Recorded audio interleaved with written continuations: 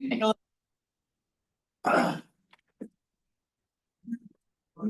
can turn it on. Oh, you're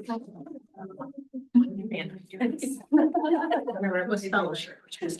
What you wanna do is do, I just. get some hit. Easy right on the back. Thank you. Thank you so much. Here you go. Okay. Just like you're in a real classroom. Your homework. Oh. Here you go. Thank you.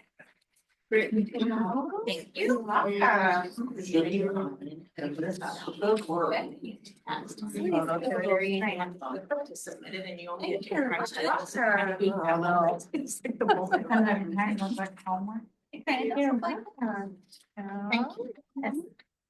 Yes, I'm working on. As soon as I sign. She's cute. Do it? You're checking your key. Yeah. That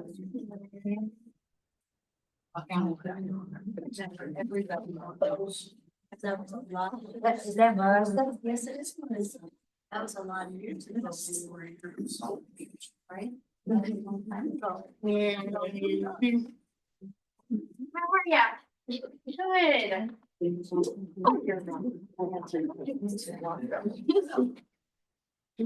I don't know. I'm starting to remember. They're doing miracle work now. You did something special. I did. Something special. All right, we're ready to go.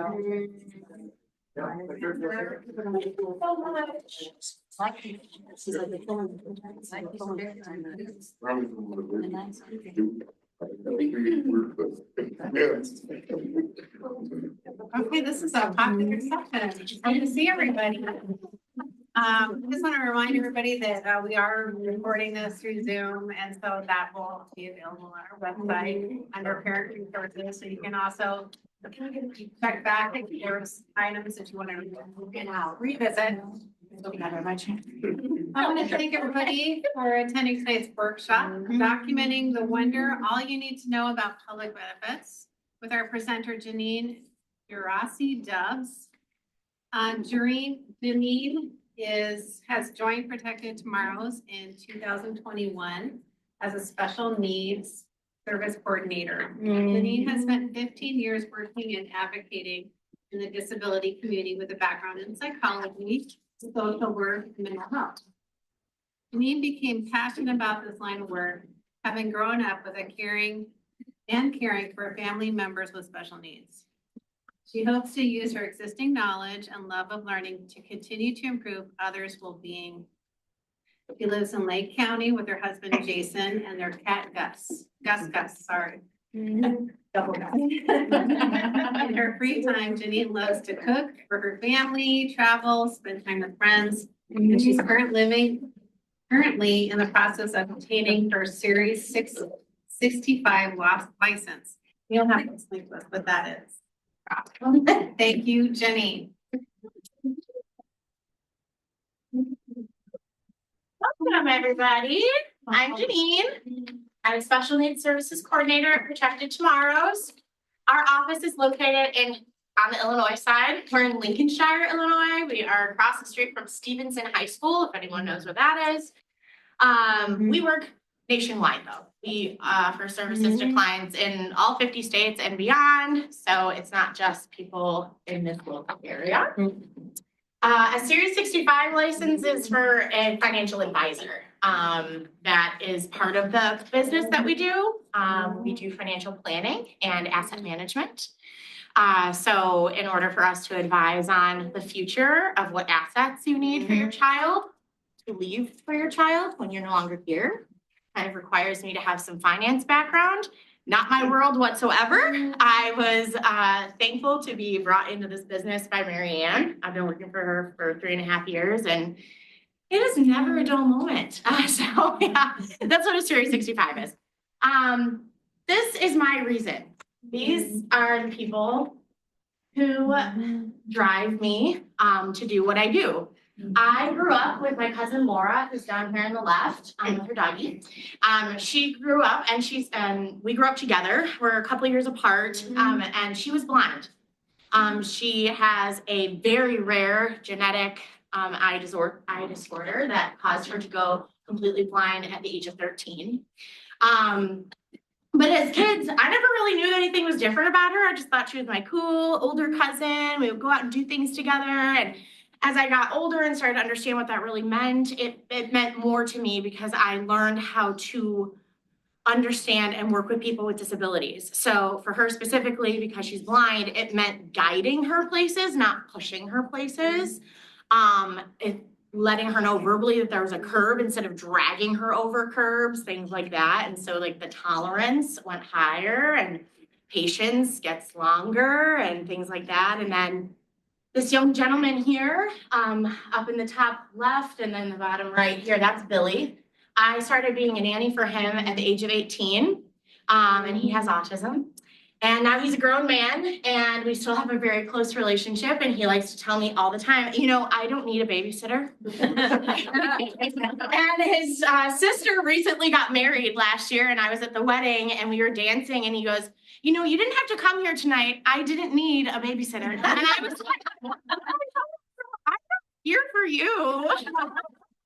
He kept telling his mom, I don't need Janine to come. I believe it. And I do what I do for Protected Tomorrows. I am a psychologist by training. That is my degree. That is what I did before I started working for Protected Tomorrows. I've been working in the industry a long time. I've done every type of job you can think of. I worked in the high schools in transition programs. I wrote I wrote grants for the state of Illinois. I worked for nonprofits. I worked for the Center for Independent Living. So I've done a lot of things in this field and finally found one that really stuck and really mattered and is making a difference. And not that all the things I did before didn't make a difference, but here I get to really see it hand in hand. So it's very, very cool. At Protected Tomorrows, our mission is to make sure that your life mission is met. So what does that mean? It means that we want to make sure that your children's lives are thriving. Sometimes we're just surviving and we're just getting along day by day. It's our job to make sure that we're looking into the future to make sure that we're planning for all of the things that matter. Recreation, transportation, religion, faith, government benefits, funding, all of the things that we think about that makes our lives run smoothly. We need to do those for our children as well. So that's what we do at Protected Tomorrows.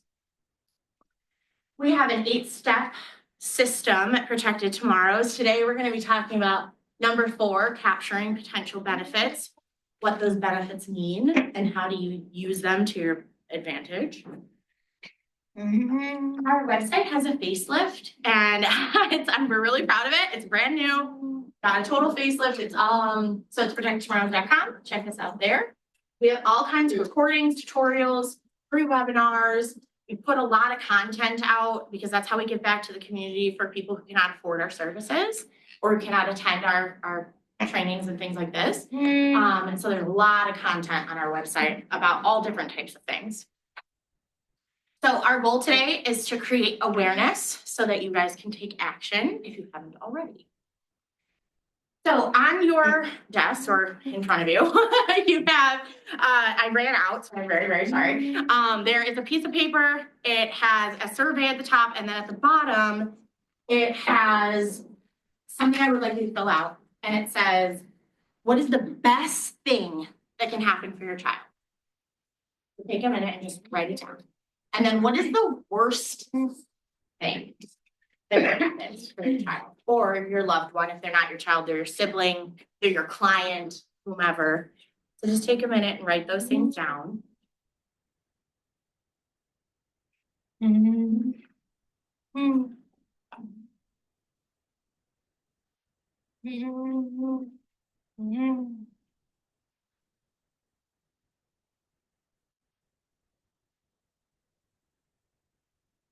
Excuse me. And then the second thing you have attached to that piece of paper, it is a postcard. It is what we call a guilt card. So as you listen to my presentation today, you're going to be thinking, oh, I haven't done that yet, or I need to look into that more, or I need to ask Janine about that later.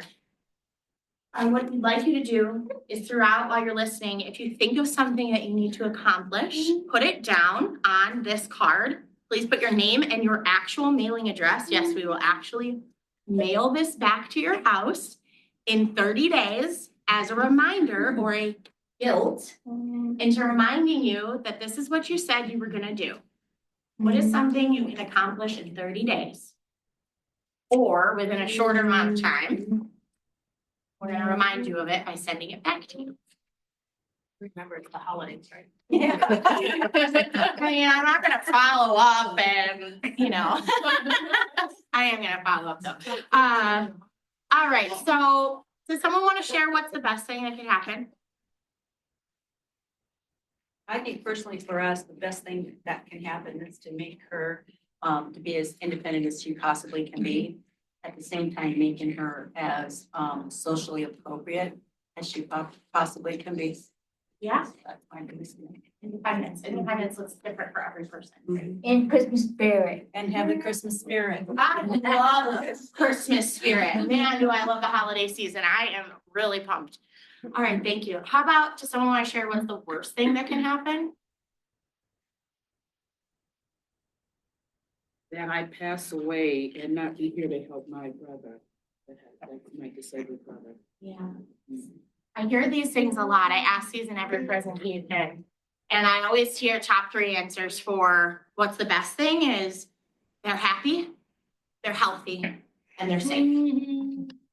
And then the worst thing that can happen is that I pass away before I can plan for them. Or they're left alone, or they're abused.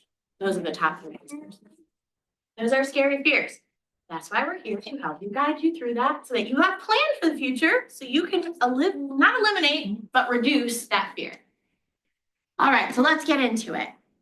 How much money do you need for your family member with special needs? I don't know exactly, but I know it's a lot. So how do we alleviate some of that financial burden or stress for the future? Government benefits. So there are all these things that we can put in place as financial planners, as advisors, as social workers. We know that there's all these things out there that can help a person. And the main thing we're going to focus today is on funding sources for government benefits. And benefits is the building block because most people who have disabilities are going to be eligible for some sort of benefit. Maybe not all of them, but some of them. And so they're really like the base of how we build things out. So do they have access to Social Security? Can they get on Medicaid? Can they get a waiver? Can they get DRS services? All those things, we're going to talk about each of the things I just mentioned a little and more in depth, but benefits is the base. And then we look at, okay, what do you have saved? Do you have insurance on your life? Do you have insurance on their life? You know, is there going to be an inheritance left? If there's not, you know, there's other workarounds. Just how do we make sure that you're secure for the future? And what does that really mean? Because that could mean something different to every person in this room. So, capturing potential benefits. We're going to start here. This is a Social Security statement. This is what an updated Social Security statement looks like. If you've never looked at your Social Security account, that is your homework. On top of your guilt card, you need to go to ssa.gov and find out what your Social Security statement says. Because it's really important for a certain benefit that I'm going to talk about. It's called Disabled Adult Child Benefits. But it's also just really important for everyone in this room who's ever worked and paid into Social Security to check out what you're going to get at retirement. What are you eligible for? Is your work record correct? Do they have that you made $100,000 last year, but you actually made 0? What's going on there? You know, you got to check these things out. So just wanted to draw your attention to this statement. You find it at ssa.gov. It's really easy. Create an account, 2-factor authentication. They send you a text, verify you're a human being and you are who you say you are. And that's it. Okay. This is the big picture of what we're going to talk about today. It looks a little overwhelming. It might be alarming to some of you. You may see some things up here you don't recognize or don't know what the acronym is for. Not to worry, I'm going to walk you through each of them. So this is the big picture, the government benefit programs. So let's start off flow, and let's talk about entitlement. So we're gonna talk about Social Security. Social Security pays cash benefits per month to an eligible individual with disability. Entitlement means that they are entitled to the benefit, meaning they've paid, or somebody, like a parent, has paid into Social Security through their years of working and earned a monthly benefit. So either your child or your sibling or whomever we're talking about has worked a little bit and paid into the system. If that's the case, they may be eligible for Social Security disability insurance prior to the full retirement age. So before age 67. In some cases, 62, that's the soonest a person can take Social Security in just retirement. But SSDI, Social Security Disability Insurance, is gained by somebody having paid in cash benefit. The other side of entitlement for Social Security benefits is disabled adult child. A disabled adult child benefit is a child is eligible for 1/2 of the parent's full retirement age amount. So we're gonna get into the details of that, but even if a parent takes their Social Security, their retirement benefit at 62, their child is still eligible for 1/2 of the 67 amount. That's what they're eligible for as a disabled adult child. Timing really matters in a lot of these things too, because what goes along with entitlement is a healthcare program called Medicare. Not just for people over 65 and over, it's for people who have SSDI or disabled adult child. If you're approved for either of those programs, you wait 2 years or 24 months. That's the rule. There's no faster way to get into Medicare if you're under 65. You must wait 2 years once you go on one of these programs, and then you automatically get Medicare. Medicare is just a better healthcare program than Medicaid in certain circumstances. But for the most part, Medicare is just more comprehensive than what Medicaid offers by itself. So those are entitlement. The thing people really want to know about is, well, if I have a child who's never worked or will not work or cannot work, and I'm far away from retirement age, what do we do? Well, there's a needs-based program, and needs-based is based on the fact that you need it because you're 1, a person with a disability, and 2, you have low to no income. Okay? SSI, Supplemental Security Income, is for people who have very low assets. When you're on SSI, you cannot have more than $2,000 in your name at any given time, not just at the beginning of the month, ever. So when you're on SSI, you have an asset limit, and that includes savings bonds tucked away from grandma in a drawer in your basement. That includes investment accounts that may have been opened in their names, not 529s or 529, however you want to call that, but actual brokerage accounts or investment accounts, savings accounts, checking accounts, and life insurance policies that have cash value that are in your child's name or loved one's name. All of that counts towards the $2,000 limit. When you're on SSI, you can have $2,000, a house, a car if you drive, a prepaid funeral up to $7,000, an ABLE account, which we all just heard about, and a special needs trust. Those are non-countable assets. House, car, ABLE, special needs trust, and the prepaid burial and funeral.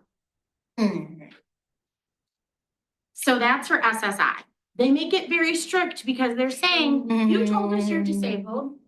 You told us you can't work that much or at all, and we're gonna give you up to $967 a month.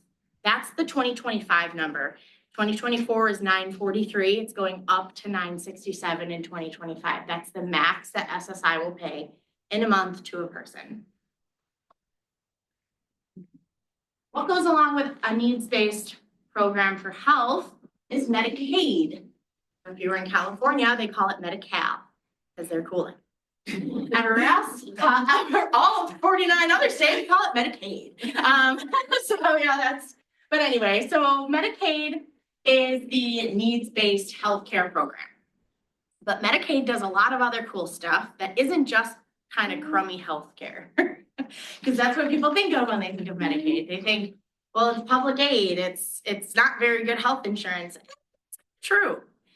Medicaid does things very well in certain realms. One, they'll cover your hospital bills, and they do it very well. There isn't a hospital that isn't gonna take it. Two, prescriptions. If your child is taking a highly expensive medication that your regular insurance isn't covering, it very well may be that Medicaid will pick up the cost. I've seen them cover very expensive drugs. If anybody in here has a child with a seizure disorder, just put your hand up. If they're on Keppra or some other type of medication for seizures, they're really expensive out of pocket. And Medicaid picks them up 100%. That's one thing they do really well in all the states. But Medicaid also, when you're on a needs-based program like this, it's not just healthcare. There is this whole grand world of what we call Medicaid waivers or services. In Illinois, we have this fantastic wait list called PUNS. In Iowa, I'm not sure what your wait list is called, but it's a Medicaid waiver regardless of what state you're in. And that wait list puts you in line for services. That's the golden ticket. That's what we call it, because it gains you access to services for home and community-based, meaning bringing care in the home, or a parent can be paid as a caregiver. You can use it at a community day program. You can use it for job coaching. You can use it for transportation and some therapies in some cases. And they call it a Medicaid waiver because it is waiving the cost to you for the service, for the person with a disability, really. You can also use waivers in another capacity, and that's for CILA, or Community Integrated Living Arrangements. That's group homes or residential of some kind. So that's how the waiver can be used. And in order to get a waiver, you have to be intellectually disabled. You have to have an IQ of under 70 and under, or you have to have a developmental disability coupled with something else. The IQ is they're kind of a stickler on the IQ. We'll get to that in a second, but that's how the waiver system works. So you have to have Medicaid to get the Medicaid waiver. It's a requirement. Okay, so big picture. Entitlement at the top, you get that because you are entitled to it. You paid into Social Security or a parent paid into Social Security. Bottom half is needs-based. It means that you are in need of it. Okay, we are proving that we cannot work enough. And what is enough? Social Security sets a limit every year called the Substantial Gainful Activity Rate. In 2025, I accidentally forgot to change this slide. Here we go. The income limit is going to be $1,620 a month in gross earnings. So I don't want to confuse you by saying, because a lot of times people think that their SSI, that 967, counts towards that. It doesn't. That's unearned income. That's income Social Security is giving you. But if your loved one goes out and gets a job and works a little bit, they cannot earn over $1,620 a month. That's the cap. Or they're at risk for losing their benefits. Some of you might have children who are working, and some of you might come back to me and say, well, my child earns $2,000 a month and they just reduce his SSI and they do this fun calculation and everything is fine. And I'm going to look at you and say, that's a big mistake. And here's why. It's a big mistake if you want them to keep their benefits. Because later down the line, when you go to approve them for disabled adult child benefits, Social Security is gonna look at it from the time they were 18 forward. And if at any point your child earned over that SGA limit, automatically discount you for DAC.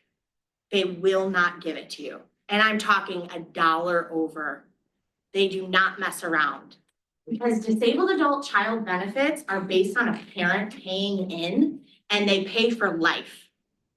So they take that approval very seriously, and they look at your past history of earnings. We're telling Social Security when a child goes onto a parent's record and starts collecting benefits, that they are permanently disabled and they cannot earn, and they won't do that for the rest of their life. And so Social Security says, all right, well, we're gonna give you half your parent's record. And then when your parent dies, you get 75% of it. Not 50 anymore, you get 75% of that full retirement age. So it's really, really important. I stress this because a lot of people don't understand that on SSI, you can earn a little bit more because they kind of do like a teeter-totter situation where based on your earnings, they reduce your SSI, but that can get dangerous if you ever want them to qualify for DAC. All right. Here's a sample Social Security statement. They don't look like this anymore. I blew it up so I could kind of show you what this looks like. They'll show you what your retirement benefit is going to be at age 67 or whatever your full retirement age was. Could be in 66 in 6 months or whatever. It's going to tell you what your family is eligible for if you die. It's also going to show you what your child would receive if you died specifically. And it's also going to tell you what your family maximum is. So what your total family benefits can be on one person's record. Each individual person who's ever paid into Social Security has a record, and they have these numbers. So let's kind of walk you through an example. A person with a disability is turning 18. Woohoo, they're an adult. Parents are still working. Wah, wah. And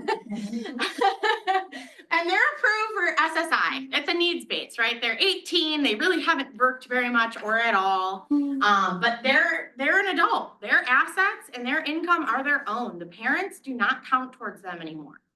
So whatever mom and dad have in the bank, you can have $1 million under the bed or in an investment account where it should be. And then Social Security Administration doesn't care about you anymore. They care about the person who's technically an adult. Even if you have guardianship or conservatorship, it's about the person who's applying at that point. So they're on SSI, they're getting $967 a month in 2025, and they're getting Medicaid as their healthcare coverage. They may also be receiving the parent's private health insurance through the parent's group employer. That's okay. You can have private insurance and Medicaid at the same time. You can have private insurance, Medicare, and Medicaid all together. Some people don't know that. So the parents finally retire. Woohoo! This is great. So what happens at retirement? Well, a lot of things. You get to stop working. How fabulous is that? And in some cases, maybe you just keep working and you collect your Social Security to benefit your child. Kind of depends on the timing. But the parent's going to retire and they have a Social Security work record. But we're going to say mom's going to retire first. Mom's going to retire at age 62. Her work record's not that big. She had a way more important job. She was the CEO of her household. Okay, she ran the show. She's taking care of the kids. She was taking care of the house, taking care of the husband. She worked a little bit before she stopped, before she became a mom. So she has a record and it's kind of small. So she decides she's just going to take it so she can get her child into the Medicare system, right? Because once you're approved for Social Security disability or disabled adult child benefits, you get Medicare 2 years later. So if mom takes it at 62, dad's going to work till 65. That child never has to be on Medicaid only. They go from private and Medicaid to Medicare Medicaid, and there's never a lapse in double health insurance coverage. For some people, that's really important. because you have high medical bills or you see specialists. So what happens here? Mom's record is gonna pay $500. And you're like, why would I even bother going through all of this? They're only gonna get $500 and SSI is paying them $967. Well, SSI will still kick in their portion to make them whole. So they're gonna get $500 from mom and they're gonna get $467 from SSI. So they're still getting $967. Financially, they're not benefiting, but in 2 years, they're gonna get Medicare. Well, that's a great thing. So they've got DAP, they've got SSI, they've got Medicare, and they've got Medicaid. Things are going great. Then things happen where parents pass away. What happens then? What happens to your SSI when a parent passes away? Depends. How big is their record? Well, let's assume dad has now retired and dad had a much larger benefit than mom. And so when dad passed away, the child is now eligible for 75% of their full retirement age amount, and they're gonna get $1,800. They're gonna get $1,800 a month in benefits from Social Security under the Disabled Adult Child Benefit. What happens to SSI? It drops off. It goes bye-bye. Why? You can't get both. You can't get $1,800 from Disabled Adult Child under Social Security and also get the $967 from SSI.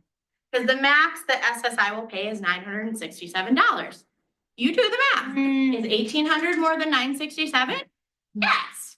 So we go for the higher amount. And the thing about Social Security Administration is they're a big pain in the butt. So they may not do this automatically. And it's not their fault, Social Security Administration. It's a tough job. We got people calling in, they're crying, they're upset, they don't understand the system. They didn't see Janine Geraci Dubs present at the ARC with the Quad Cities so they could learn all about it. It's difficult. I'm not blaming Social Security, but man, is it hard to call into that office and wait forever. And then you get on the phone and they don't know what they're doing. Or you get on the phone, you get one answer, you call the next day, different answer. How frustrating is that? Well, here's the thing about DAP. It should technically happen automatically. When a parent retires, on their retirement benefit application, there's a question. It says, do you have a child who's disabled over the age of 22? If you answer yes, they ask you what that child's name is. So you just automatically think, great, I gave them the information, they're gonna process this for me. No, you gotta let them know. I retired, I have this disabled adult child, I need you to take an application for disabled adult child benefits. You have to let them know. Otherwise, a long time will go by, years even, before you remember, hey, weren't they supposed to get a higher benefit at some point? They won't do it automatically. You gotta take action, you gotta be your own advocates. As a reminder, let's go back. Oh no. When you're on Social Security of any kind, you cannot work and earn more than $1,620 in a month gross before taxes is taken in. When you're on SSI, you have an asset limit of $2,000. But if you're not on SSI anymore, and you're only on disabled adult child benefits, or you're only on Social Security disability, there is no asset limit. They don't care how much money you have. Social Security doesn't care how much money you have if you're in an entitlement program. But who still cares? Medicaid. And what does Medicaid do? Services. So in Iowa, I believe the Medicaid limit is still $2,000 for you guys. I'm sorry. If you're from Illinois, our Medicaid limit is $17,500.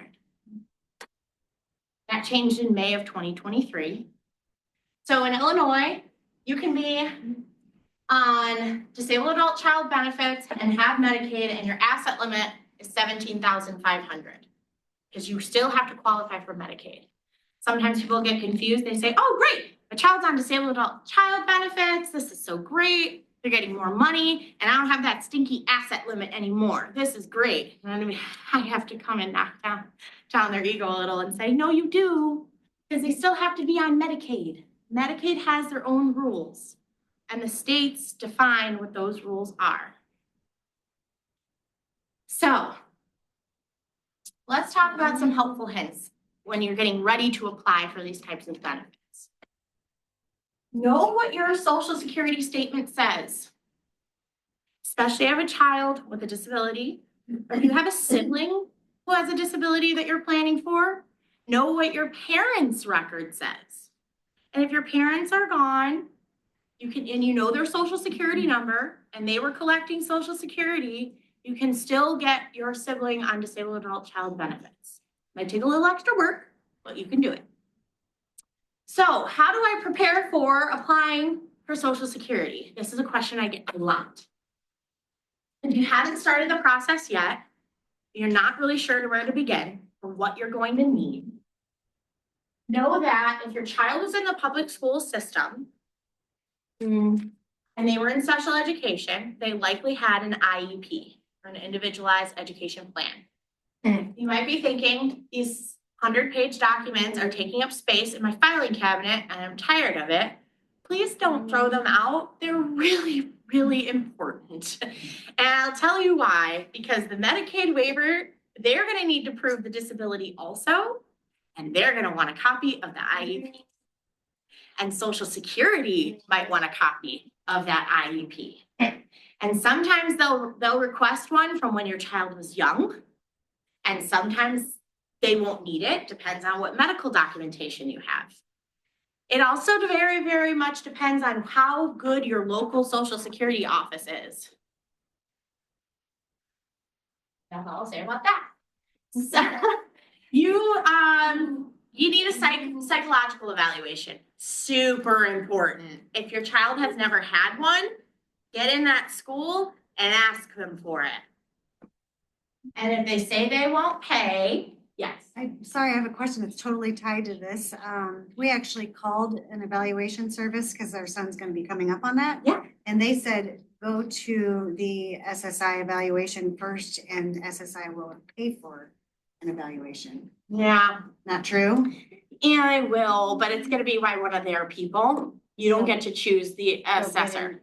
Go, now because we're in Illinois, does it have to be by somebody in Illinois? Can it be? See why? No, Social Security is a federal benefit. So your Social Security is not tied to your state. You do have to contact your local office based on what county you are in, but here's what I'll say about letting Social Security pay for or get the psychological evaluation for you. That's gonna extend your processing time tenfold. Because if you're not providing the documentation that they need to prove that disability, your application is going to the bottom of the pile. And then they'll decide, yeah, okay, we'll see you, we'll do an assessment, we'll do an evaluation, but that might take longer. 5, 6 years later. It could be, God, that's intense. That's a really long time. I'm thinking like 12 months extra, and it already takes 12 months for them to process these at these Depends on points. the age. They've Yeah. got a huge waiting list for younger ones. Yeah, there's a huge waiting list. So my recommendation is just go out and get an independent evaluation. If the school won't do it, Medicaid will. A psychoeducational evaluation was probably provided. That sounds really scary. A psychoeducational evaluation. It's not scary. It's likely the school already did that as part of the IEP because they want to determine the disability also. But what I will tell you is Social Security can't just take the IEP. It has to be done by a psychiatrist or a medical professional. They can't just take what the school has said. Even though the school has highly qualified individuals to say your child has autism, your child has ASD, your child has intellectual disability. But they won't say that unless you have medical documentation. It's really important. So all these things you don't want to throw out, keep them in a folder somewhere. If you don't have access to the documents, but you kind of remember who the physician was or who the medical group was, request a copy for your own sake. You can let Social Security do the requests. They will do the requests for you. And what that means is on your Social Security application, they're going to ask you, what are the names of your child's doctors or professionals like counselors, psychiatrists, psychologists, whomever. And you can give them all their names and all their contact information, and they will do the request for the medical documents. But here's the thing, is Social Security is only going to contact them twice. Once they're going to do a regular contact, and the second time around, they're going to send a really scary letter to the office saying, we haven't heard from you. And if I don't hear from you in 2 days, this person may not be deemed eligible. That's how the way they work, because they just don't have the time. So if you have documentation on hand, fabulous. If you don't stress. Don't go calling your doctors tomorrow morning at 6 a.m. I need all the medical records for my child that ever since birth. Take a deep breath. Look at what you've got. Look at what the documentation says. If you're confused, call me at Protected Tomorrows. I'll walk you through it. We have really easy checklists that we provide that help you understand exactly what you need. You may only need one document because that one document can have everything in it. Other things I like to mention are medical source statements. So if your child or your sibling, you're trying to determine that they have a disability, but they've never been diagnosed, that's pretty common. Especially for older people, like older, meaning like 60 plus, that's not old, but if they've never had a diagnosis throughout their life, it was just the way they did it back then. They didn't want to diagnose them because they didn't want to label them. Well, if that's the case, there's a solution. You can go to the doctor that you're currently seeing, and you can have them complete what we call medical source statements. They have one for physical disabilities, and they have one for intellectual, developmental, mental health disabilities. And that doctor can provide a medical source statement saying, yes, I've treated this patient. I'm diagnosing them as this. It is permanent, it is long-term. They are not getting better or healing from this. Because if you have a congenital disease like Down syndrome, it's not going away. That's who you are. Our homies with extra chromies. Okay? That's who they are. We can't change that. So you just need a medical source statement. Not saying that. That's just to lighten the mood. You can use medical source statements, and that's totally fine. You also can get letters of support from medical professionals, teachers, staff like myself, anybody who knows your child or could diagnose your child or loved one, you can use all of that. So a lot of people stress out about medical specific. It's okay. There's always a solution to every problem. I mentioned earlier that you can be on private health insurance, Medicare, and Medicaid all at the same time. If this is a concern that your child will not be able to stay on your insurance past the age of 26, there are special laws for that. Group health insurance plans, depending on where the company is domiciled. So I'm going to use Illinois for as an example, because that's where I'm from. In Illinois, my employer, as long as they employ over 15 people and they have a group health insurance plan, if I have a child who's over the age of 26, can stay on my health insurance as long as I'm working. It is called disabled dependent. There's a specific form that you can get directly from HR or your health insurance company. So if you're on United Health, Blue Cross Blue Shield, or Anthem, Aetna, Cigna, the big ones. Most of you in here probably have those companies. They all have disabled dependent laws. They'll allow your child to stay on until you retire. Okay. Just check with your individual programs and in your individual states. I can't guarantee that that's the rule. It's pretty typical that they'll cover them though. They need the same kind of proof that you provide to Social Security or Medicaid for proof of disability. They need a doctor's written statement that this person is permanently disabled. And they have to be considered a dependent. What does that mean? A dependent is somebody who is dependent on you for 50% of their support or more. So you can either prove that by claiming them on your taxes or just proving financially they live in your house, you feed them, you clothe them, you drive them everywhere. Yeah. How does what you just said, if they're a dependent, but they're getting social security income and they're over 18? Good question. So for Social Security, there's this thing called in-kind support and maintenance. That's one bucket. Let's put that here. For health insurance companies are not going to ask the IRS, did you claim them on your taxes? They don't have the bandwidth to do that. I'm not saying you lie, and I'm not saying to do anything unscrupulous. What I'm saying is, if you know that you're providing more than 50% of their support, regardless of the Social Security situation, that's what you tell the health insurance company. Because that's the case. Now, let's go back to the bucket of Social Security.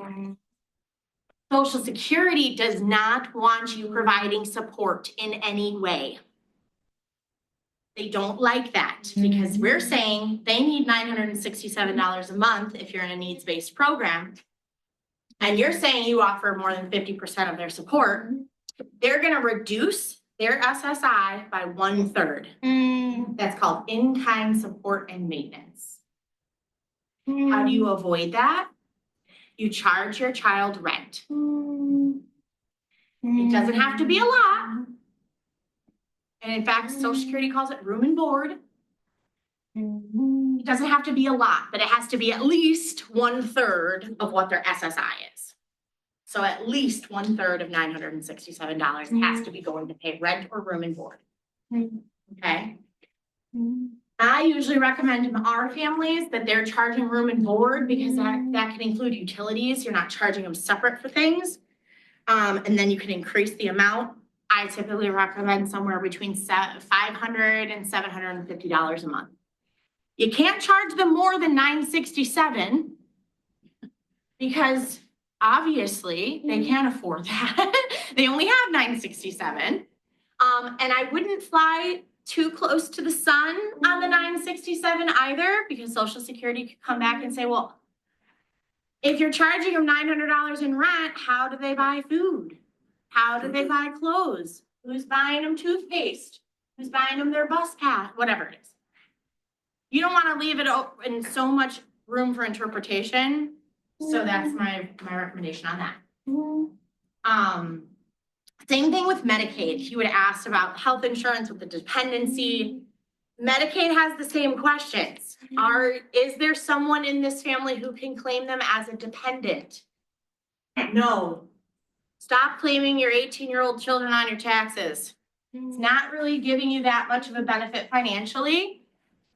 And once they start paying you rent, because they need to go on SSI, you need to claim that rent on your taxes.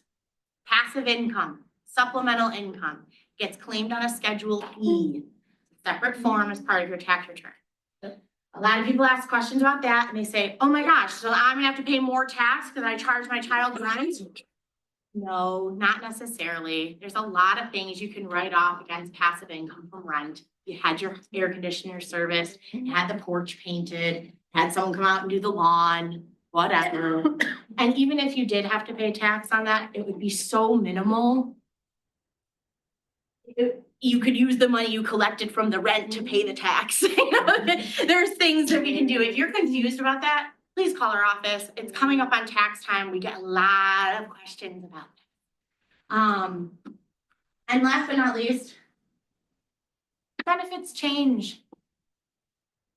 Our asset limit in Illinois changed in 2023. And I still have clients to this day calling my office going, I just can't keep this account under $2,000. And I go, it's not 2,000 anymore. It's 17,500. And they go, what? I didn't know that. So, Question about that. So we just got income tax returns and it was quite a bit over the $2,000 limit. does that mean that they get kicked off of all their benefits because Oh, of the your income child's tax? got an income tax return? Yeah, well, yeah, Okay, with Social Security, there's a lot of grace for that. okay. So. I just need to know how to answer that question when it comes through. Yeah. So there is some, as far as Social Security Administration goes, there is some grace for income tax returns. Because obviously they were working and earning. Well, no, so the thing is, it's our grandchild who lives with us. Okay. But when he came into our home, we were allowed to we claim him on our taxes. Okay. And then all of a sudden, when we got our income tax, we waited 2 years to get it, but when we finally got it, we lost like all of our benefits because we were over the $2,000 limit. Oh, you personally or okay, Yeah. you were over the 2,000. Yeah. Okay. So that's Okay. why I was wondering how that worked, because now does he not able to get the Social Security disability? I mean, No, that's it. That's not earned income.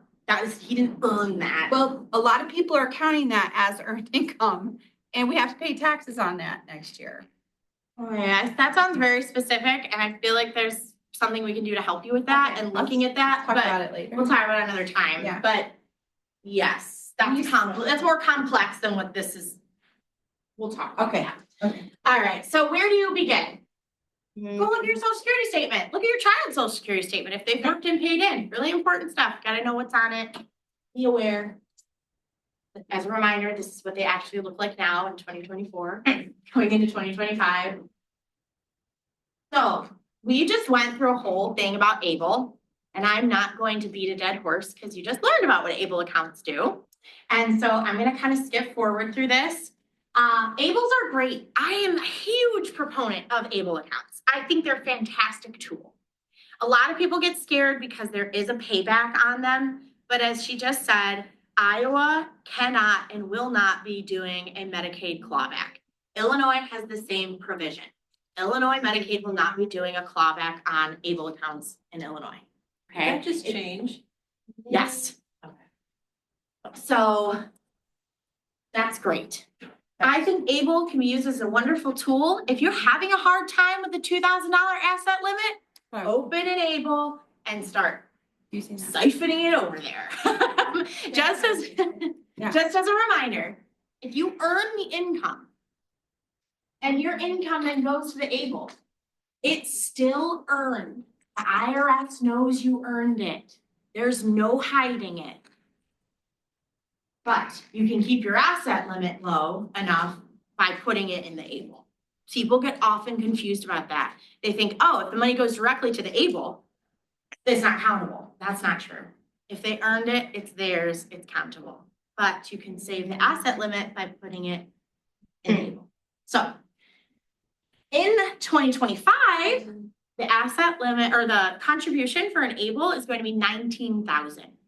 That's changing. That's tied to the federal gifting amount. That just changed, so it's $19,000 in 2025. Just as a reminder, don't fund the ABLE over $100,000 because your SSI will be suspended. Not taken away, just suspended until that becomes lower than what your total asset limit's allowed to be. Okay. This is what we call our dream team circle. The person with the disability is in the middle. We form a dream team around them, which is their direct family members. Because you're doing the direct support, you raise them, you live with them, you love them. And then there's people on the outside like coaches, like ourselves, guardians, trustees, conservators, people who are doing those jobs. And then there's all the people all around. For guardianship, there's attorneys, there's advocates, there's medical teams, social, all the things that I talked about at the very beginning. These are all the things that make people's lives thrive. So you have to plan for that for your child too. Who are these people in your lives? And if you don't have these people in your lives, let's talk about how we get them in there. I don't have anybody to know what I just learned about Social Security. Go and teach someone. Go and share something you learned about this today with another family member, because if something happens to you, who's gonna know this stuff? Is it in your head? Is it all trapped in your head and you've learned all this information and you're the only one who knows it? And your spouse is just like, it's Sunday, I'm watching football, I don't care about Social Security? Okay, that's reasonable. But they should know it too. They need to be educated too. Grandma, grandpa, siblings, whoever you're tasking with taking care of this person when you're no longer here on this planet, they need to know this too. Okay. Complete your guilt card. Remember to put one thing on there that you want to do in the next 30 to 60 to 90 days because the holidays are coming and that you're going to accomplish.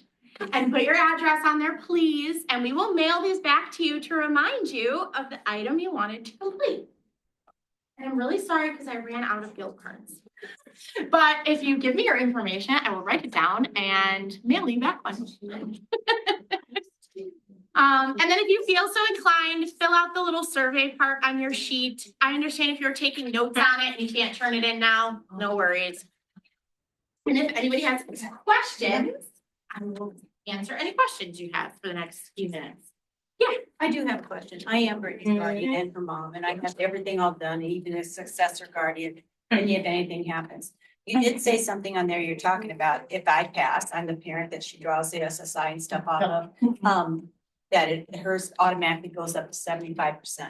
Who's the one that's supposed to do that? Is that automatic through the funeral home, or is that a successor guardian, executor of your will have to contact them? I'm so glad you asked this question. So I have just went through this with some client. Our clients are dying. It happens, circle of life. But that's such a great question. The funeral home, if you're going through a funeral home, typically is legally responsible to report that you have died. Okay? USS. To Social Security Administration. And that's so that fraud can be avoided. And so that they stop paying you because you're not here on this planet anymore. You're somewhere else. So that's the one step. The second step that must take place though is somebody in your life has to take the responsibility to get a death certificate to the Social Security Administration. So the funeral home, whoever's handling that, does not do the death certificate. They might. Okay. I don't know your funeral home. Hopefully they did. Social Security may claim they never received it. That happened to another client of ours. They said, oh yeah, we know that he died, but we never got a death certificate. And it's like the funeral home's going, we sent it like 3 times. So the best thing to do in that instance is task somebody with bringing it physically to the office. They need a copy. They need the physical death certificate, and they do a certified copy of it. They hand it right back to the person. And that way it'll kickstart her benefits to go up. And that'll do automatically being she's already on it and all that. Yeah, there's no recertification at that point. If she hasn't had a redetermination in a really long time, they might look at it, but it's no different than other redeterminations you go through. Yeah, nothing special about that. Yeah. Thank you. I'm confused about the $17,000 that they can have, because we work for the ARC and we, In Illinois? yeah, Oh, and so our. 2,000, 2,000, nothing over. Yeah. okay. If you have an SSI, if it's a That's PI, crazy. they can't have assets over Is it 2,000. different for our individuals that are in a SILA? Are they counting the medical benefits separate from like the $2,000 assets? No, they shouldn't be. So the limit should be 17,000? 17,500 is what was reported to us. Cash, checking accounts. That's total assets, So total when we resources. get anyone close to 2,000, we initiate like a spend down. Yeah. That's our like warning sign. Mm-hmm. In fact, we got a report from our supervisors today saying they're getting close, spend them down or think about able. 17, so You guys, 17,000. let me get a hold of Shannon and TTA. We've never heard anything above 2,000. That's, Neither have I. that would be amazing.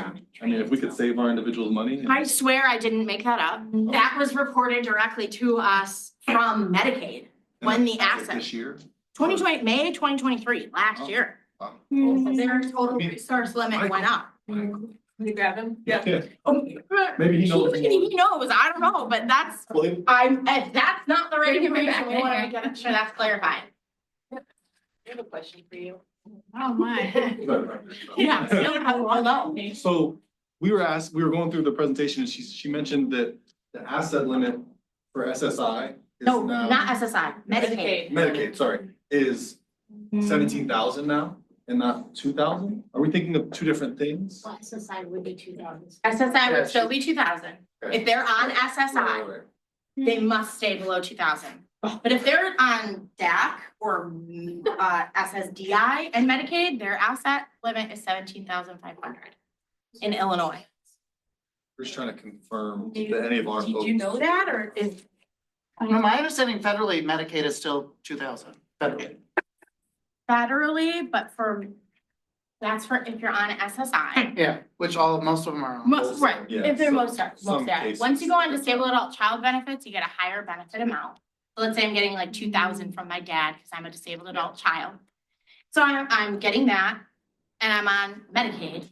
My Medicaid resource limit would be 17,500 in the state of Illinois. Very specifically, if you're not on SSI. Yeah, very I specifically. think everybody in our service. That's where I was getting on that. Is SSI. Yeah, I heard 17,000, I was like, wow, we Yeah. could save. Yeah, our right. rates, you know? Well, Yeah. if it, federally, SSI, if they're on SSI, it's still 2,000, but if they're not on SSI, 17,500. To our knowledge, that's what was reported to us from the state of I don't- Illinois. Yeah, I would Yeah, I'm gonna Go. call Shannon. double check that. Because I mean, it's still a strong advocacy point to raise the asset limit for, and it's not the social security, just the social security one, it's, yeah. Okay. So I know like the Arc of Illinois, it's a strong advocacy and it's on their like Yeah. platforms and stuff, that it's still an issue. So I'm not, Yeah, I've never heard of that. Okay. maybe that's only if the healthcare workers with benefits, I mean, No, that's 25,000. Yeah, 'cause that's higher. Thing. yeah. All right, you research, I will research. We will come back together. For all that's concerned right now, 2,000. Okay? I don't want anybody to make a mistake. We were informed by the state that it was different, so. Yeah, because if they lose their benefits, that's a hassle trying to get back. Yeah, because we Right. just had someone lose, I mean, it was the Medicaid redetermination and they lost it and it was over 2,000. That's the issue. Are they on SSI? I don't know if she is or not. Yeah, I don't know if she is, I don't know, I don't know. She might be pulling on her Because we're not, parents. we're not. Yeah, we're not a rep. I'm gonna write myself a note because I gotta write it down. either. I'm just saying. That's I- All right, I'm gonna get out of here so the other person. All right. Thank you so much. I have an announcement. I'm sorry. Yes, thank you.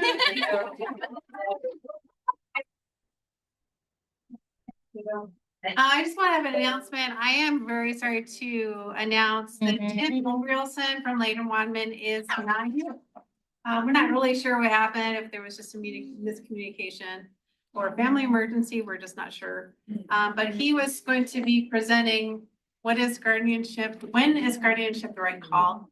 So what we'll try to do is have him do a PowerPoint and do a Zoom, and then we can still get the link and all that information out to you. We're just not gonna do it in person. There are, however, 2 other sessions. Mary Ann Eller is in this classroom over here documenting the wonder, chronicling your loved one's story. Basically making that document that's available to siblings or whoever is going to be taking care of your child going in the future after you're gone. It's an important document to think about. And then there is Mark Jack and Tara Connolly are going to be presenting how to go about supporting the dually diagnosed. So you're welcome to go to either one of those sessions. And I apologize for not having a presenter on guardianship. Thank you. Thank you. Thank you.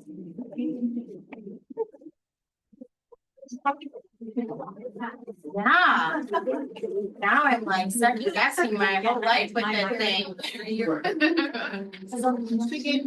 I think there's maybe just some other caveats that affect our population.